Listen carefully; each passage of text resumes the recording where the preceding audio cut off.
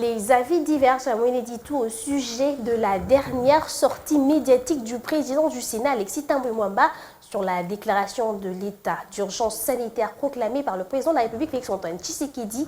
Les analystes politiques indépendants appellent les deux chambres du Parlement à la conciliation pour faire face à la pandémie du coronavirus. À l'UDPS, Tshisekedi en juge d'anticonstitutionnel la convocation de ce congrès.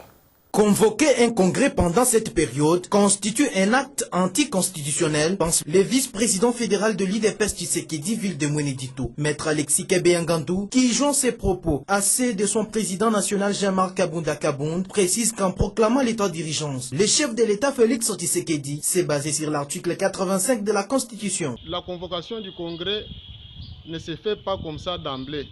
Elle trouve son soubassement dans la Constitution. Mais revenant à la question de l'état d'urgence décrété par le chef de l'État, vous allez vous rendre compte que le chef de l'État s'est basé sur l'article 85 de la Constitution, qui lui donne le pouvoir de décréter l'état d'urgence lorsque certaines circonstances menacent le fonctionnement normal des institutions de notre pays.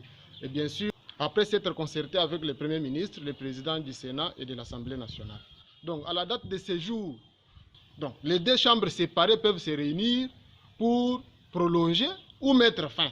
Mais convoquer un congrès, parce que le congrès ne vote pas des lois, convoquer un congrès pour prendre des mesures ou bien pour prendre une loi afin d'accorder la prolongation ou mettre fin, ça je trouve que c'est une violation flagrante de notre Constitution. Au sujet des informations qui circulent sur la toile, selon lesquelles, en convoquant ces congrès, les deux chambres du Parlement, majoritairement dominées par le FCC, veulent monter un coup contre le chef de l'État Félix Tshisekedi. Le vice-président de l'UDPS parle d'une carte déjà déjouée. Nous ne craignons rien, mais nous sommes des légalistes, nous nous sommes battus pour l'état des droits. Si dans cette convocation du congrès, il y a une main noire, selon eux, mais ils sont déjà dévoilés, ils ne peuvent rien faire. Donc nous voulons que toute la procédure soit respectée, telle qu'elle a fait le chef de l'État. Pour Justin Irong, analyste politique indépendant, l'heure n'est pas aux querelles inutiles.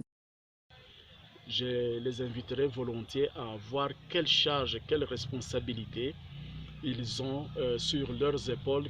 Donc, chaque chambre doit prendre ses responsabilités, essayer de voir de quelle manière on peut arriver à résoudre vraiment de manière distincte tous ces problèmes. Mais essayer de se jeter les cailloux, les pierres pour